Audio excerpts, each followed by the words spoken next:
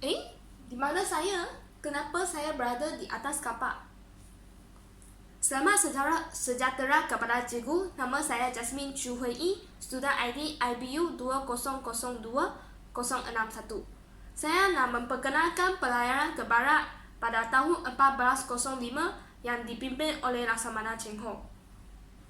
Seterusnya saya akan memperkenalkan kandungan saya. Pertama ialah pengenalan tamadun China. Saya telah memilih dinasti Ming sebagai topik saya. Kemudian saya akan menerangkan interaksi dalam dinasti Ming dan semangat Angkong dalam dinasti Ming. Seterusnya saya juga akan memperkenalkan faktor-faktor kegemilangan sebuah tamadun dan faktor-faktor kejatuhan sebuah tamadun. Pada akhirnya ialah konklusi saya. Dinasti Ming adalah dalam tamadun China. Dinasti Ming adalah salah satu dinasti yang gemilang pada tamadun Cina. Dinasti Ming mula pada tahun 1368 Masehi sehingga 1644 Masehi. Sekurang-kurangnya melebihi 250 tahun. Keunikan dinasti Ming adalah pelayaran ke baratnya. Seterusnya adalah proses evolusi dinasti Ming. Dinasti Ming muncul kerana pemberontakan Sabah Merah pada tahun 1351 dan banjir besar yang berlaku di Sungai Kuning. Kedua faktor ini telah menyebabkan kejatuhan dinasti Yuan dan bermula dinasti Ming. Kemudian saya akan memperkenalkan interaksi dalam dinasti Ming. Pertama ialah misi politik. Dinasti Ming sangat mementingkan hubungan diplomatik dengan negara-negara lain di luar. Contohnya, Kaisar Yongle iaitu Zhu menjalinkan hubungan diplomatik dengan mengalahkan pelayaran ke keliling dunia. Seterusnya ialah agama. Agama telah memainkan peranan yang penting dalam tamadun Cina maupun dinasti Ming. Interaksi antara tamadun berlaku apabila penyebaran Islam di masyarakat Cina. Selain agama Islam, juga terdapat agama yang lain seperti Confucius, Taoism, Buddhism dan lain-lain. Seterusnya, perdagangan dan perkahwinan adalah salah satu interaksi dalam dinasti Ming.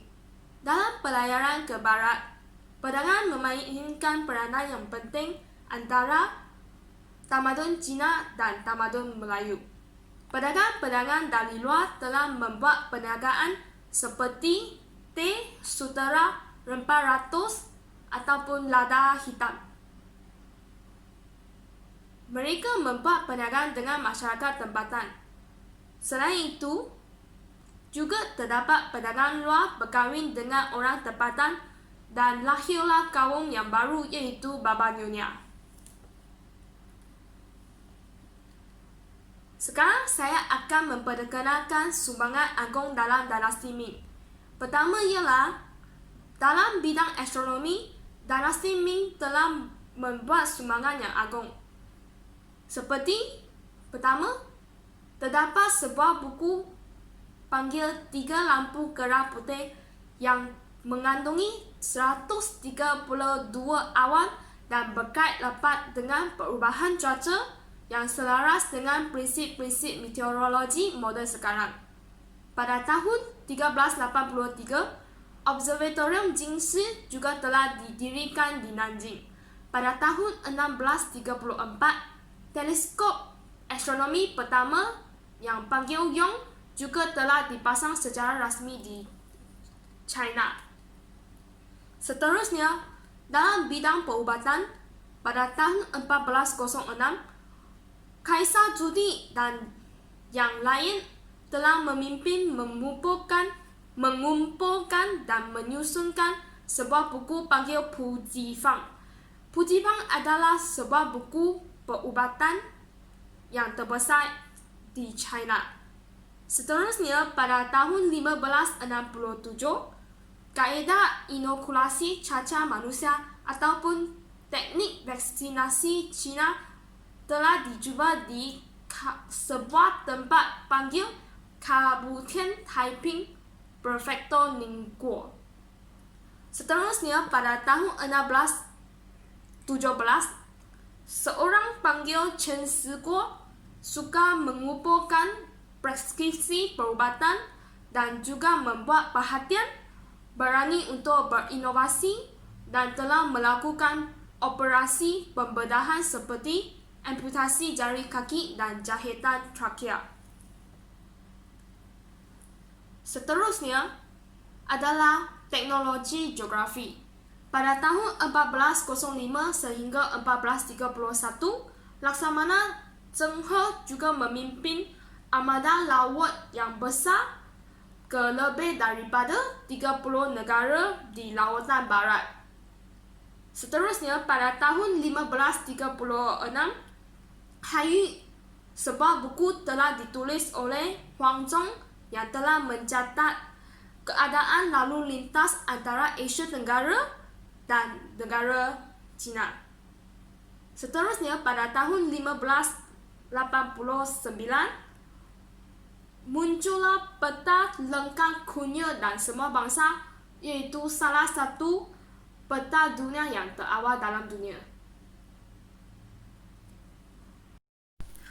Selamat sejahtera kepada cikgu. Kami sekarang di bahagian kedua, iaitu sudah beberapa bulan kami sudah sampai ke Pelabuhan Melaka. Sekarang saya akan meneruskan kepada faktor-faktor kegemilangan sebuah tamadun. Faktor pertama bagi kegemilangan sebuah tamadun ialah pemimpin yang bijak. Pemimpin merupakan tiang kepada sebuah negara kerana beliau akan menentukan perkembangan negara. Keputusan pemimpin akan memberi impak yang besar kepada negara pada masa akan datang. Keduanya, politik yang stabil. Politik yang stabil dan negara yang aman damai adalah salah satu faktor kegemilangan kepada sebuah tamadun. Rakyat dapat menjalankan kehidupan yang selesa dan boleh memberi tumpuan kepada kegiatan lain seperti kesenian, teknologi dan lain-lain. Faktor yang ketiga ialah kerajaan haruslah menjaga kepentingan rakyat. Kepentingan rakyat haruslah dijamin kerana rakyat adalah harta yang paling bernilai dalam negara. Tiada rakyat, tiada negara. Jika kepentingan rakyat tidak dijaga, masyarakat akan kucar kaya dan membuat pemberontakan. Akhir sekali, faktor-faktor kegemilangan sebuah tamadun ialah rakyat yang berilmu pengetahuan. Rakyat yang berpengetahuan dan berani untuk berinovasi akan memberi sumbangan yang tinggi kepada negara dalam pelbagai bidang seperti perubatan, teknologi, kesenian dan lain-lain. Dan seterusnya kami akan pergi ke faktor-faktor kejatuhan sebuah tamadun.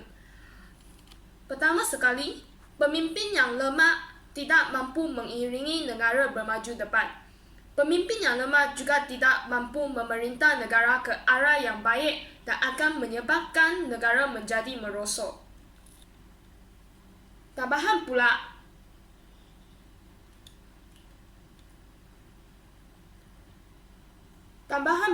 faktor-faktor kejatuhan sebuah tamadun juga disebabkan politik yang tidak stabil.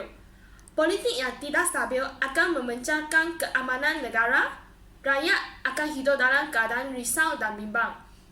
Oleh itu, ekonomi negara juga akan lumpuh atas keadaan politik yang tidak stabil. Ketiga, pemberontakan rakyat juga adalah salah satu faktor kejatuhan sebuah tamadun. Rakyat akan meninggal negara tersebut atau membuat pemberontakan jika kepentingan mereka tidak dijaga.